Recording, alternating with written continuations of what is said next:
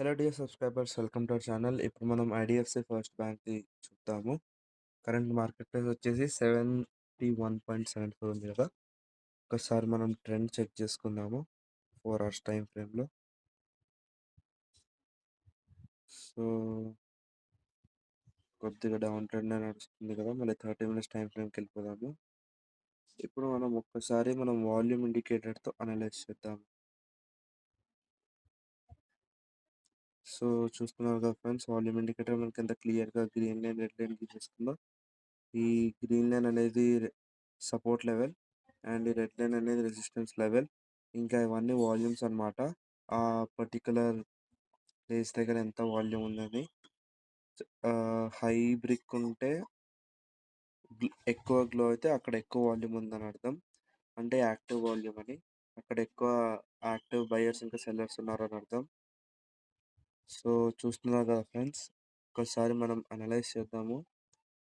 మనం చూసుకుంటా ఉంటే సో ఇక్కడ చూసుకోవచ్చు, ఇక్కడ మనకి బ్రేక్ అయితే అయింది. నెక్స్ట్ హైయర్ వాల్యూమ్కి టార్గెట్ అయితే రీచ్ అయిపోయింది.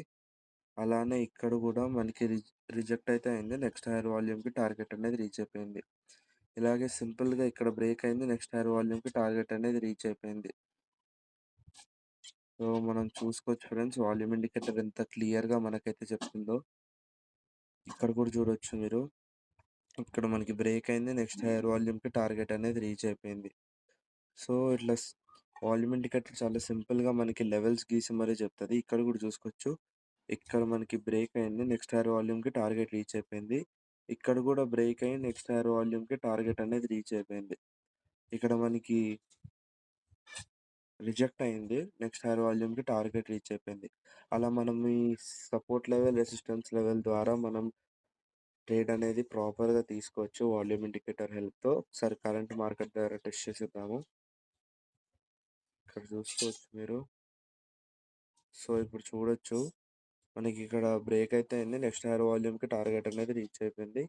ఇంకా ఇక్కడ రిజెక్ట్ అయింది, నెక్స్ట్ హైయర్ వాల్యూమ్కి టార్గెట్ అనేది రీచ్ అయిపోయింది. సో ఇప్పుడు మనం ట్రేడ్ అనేది మధ్యలో ఉంది కాబట్టి మనం ఇక్కడ అవాయిడ్ చేస్తాము. నెక్స్ట్ ప్రాపర్ బ్రేక్అవుట్ దగ్గర ఇక్కడ లేకపోతే ఇక్కడ మనం ట్రేడ్ అనేది తీసుకోవచ్చు. సో మనం ఒకవేళ ఇక్కడ రిజెక్ట్ అయింది కదా ఫ్రెండ్స్, ఒకవేళ రిజెక్ట్ అయింది కాబట్టి ఇక్కడ మనం స్టాప్ లాస్ పెట్టుకొని నెక్స్ట్ హైయర్ వాల్యూమ్కి టార్గెట్ పెట్టేస్తాము.